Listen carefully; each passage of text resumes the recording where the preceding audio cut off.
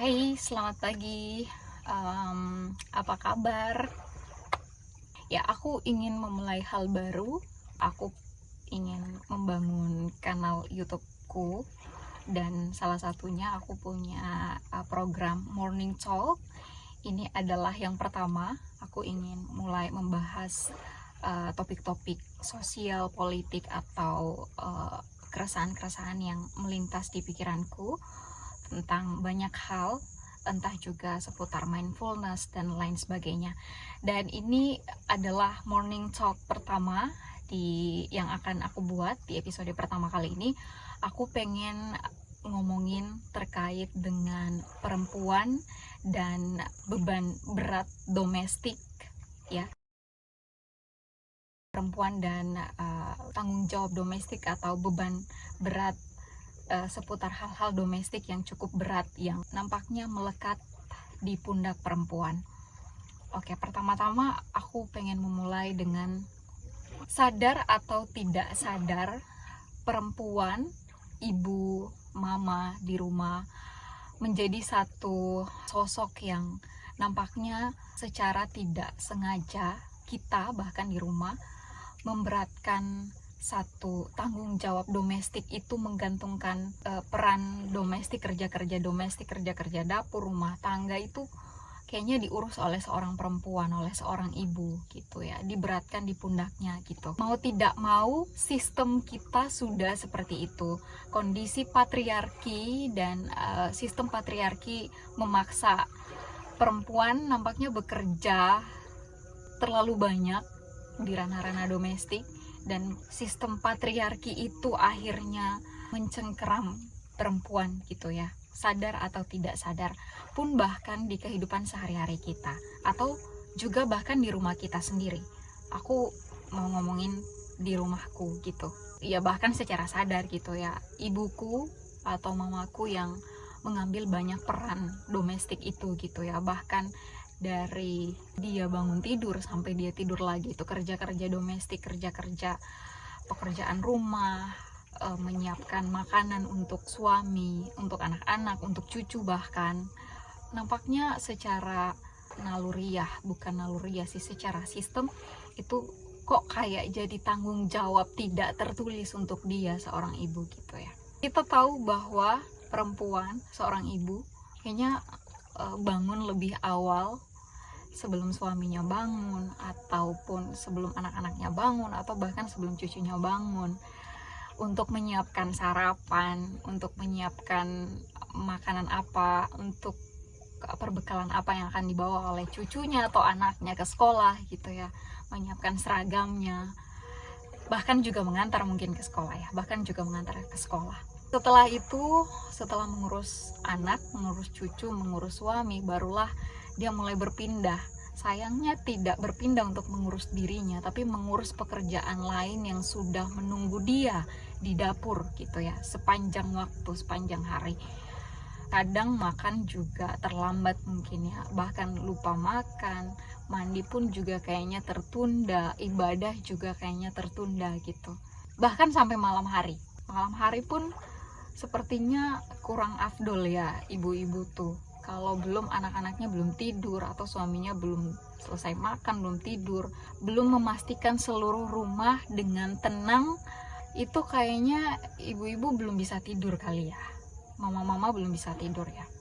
Aku mau komentarin ini bahwa ternyata sistem ini tuh sangat jahat ya kepada perempuan, kepada ibu kita, kepada mama kita gitu. Sistem patriarki ini ternyata sangat jahat gitu ya. Bahkan pun secara tidak sadar, bahkan banyak perempuan atau kita sendiri itu melanggengkan atau melumrahkan hal itu gitu ya di kehidupan kita gitu. Bisakah, lalu pertanyaan yang muncul, apakah bisa kita memberi ruang atau menciptakan ruang-ruang aman itu untuk perempuan, untuk kita, untuk seorang ibu atau seorang mama, bahkan di sepanjang hari dia yang sangat lelah itu, dari bangun sampai dengan akan tidur lagi, bahkan dengan beban berat, beban ganda, dan pekerjaan domestik yang sangat berat itu, apresiasi pun sangat jarang kita dengar.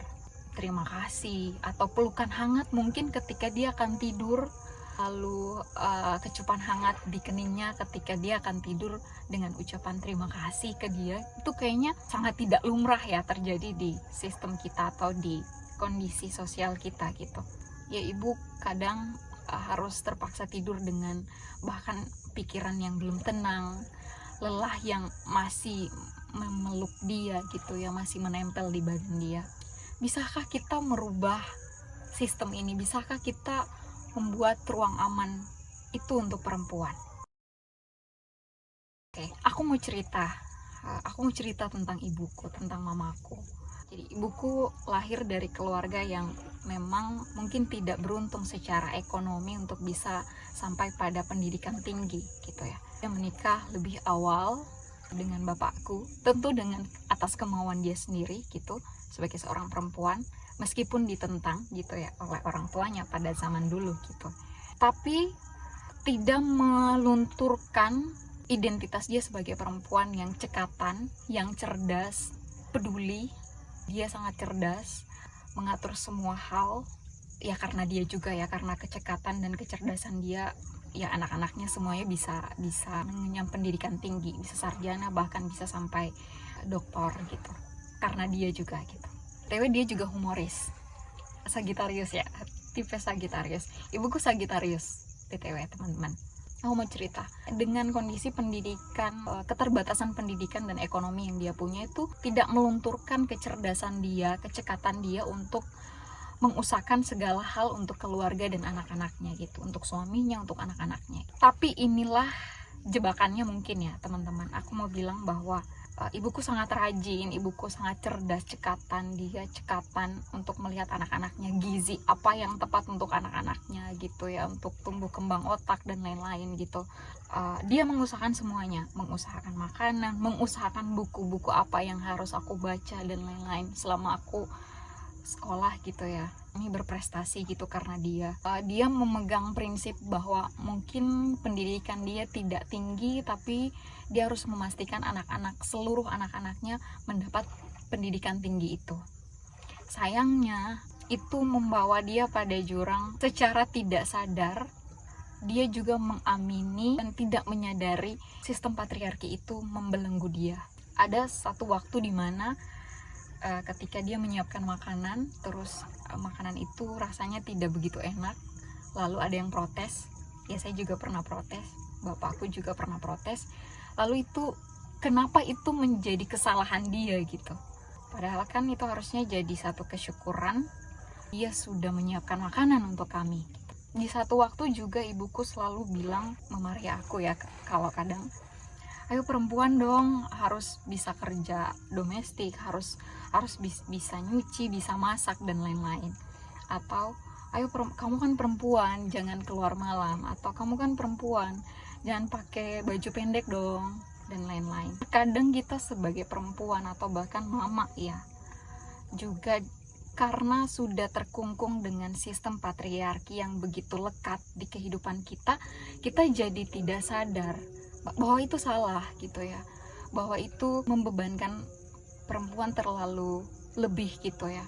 Kadang berdialog pun dengan beliau juga bahwa perempuan boleh kok punya mimpi yang tinggi, perempuan boleh kok punya hak atas tubuhnya, boleh memilih dia pakai baju apa, boleh memilih dia ingin bekerja di mana, boleh memilih pasangan dia siapa, boleh memilih dia mau kerja, mau masak atau tidak, atau beli gitu ya. Itu yang mungkin tidak sempat dia cicipi sebagai seorang ibu yang mungkin tumbuh di keluarga yang sederhana dan mengusahakan segala hal untuk anak-anaknya gitu. Sistem ini tuh jahat untuk perempuan. Lalu secara tidak sadar kita pun sebagai perempuan terkadang tuh tidak menyadari bahwa kita juga turut melanggengkan sistem-sistem patriarki di kehidupan kita gitu. Entah ke ibu kita, entah ke diri kita sendiri, atau ke lingkungan kita.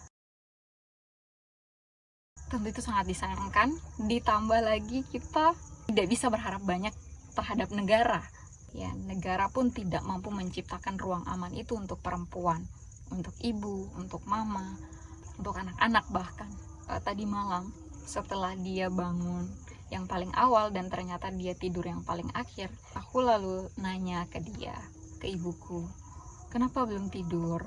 Sambil di tangannya lagi mengenyam kulit ketupat untuk jualannya. Dia bilang belum, katanya masih buat ini. Aku akhirnya cuma bisa duduk, lihat, dan menemani. Terakhir aku akhirnya, untuk kayaknya bukan hal yang biasa aku lakukan gitu, tapi sudah lama ingin aku lakukan juga, akhirnya aku memeluk dan mengucapkan terima kasih ke dia gitu ya, untuk hal-hal baik yang dia lakukan hari ini dan sepanjang waktu gitu ya, sampai dengan hari ini. Kayaknya tuh kita bahkan tidak mampu mengucapkan terima kasih ke ibu kita yang sudah menyiapkan sarapan atau makanan di pagi hari atau di malam hari gitu ya.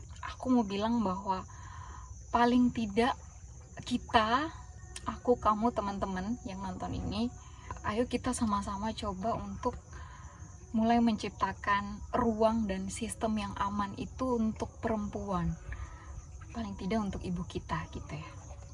Kita bisa memulai itu, aku pikir itu keresahanku di morning talk pertama kali ini, untuk sama-sama bangun ruang yang aman bagi perempuan, bagi siapapun, bagi ibu-ibu. Segitu dulu teman-teman, terima kasih, sampai ketemu di morning talk selanjutnya. Bye bye.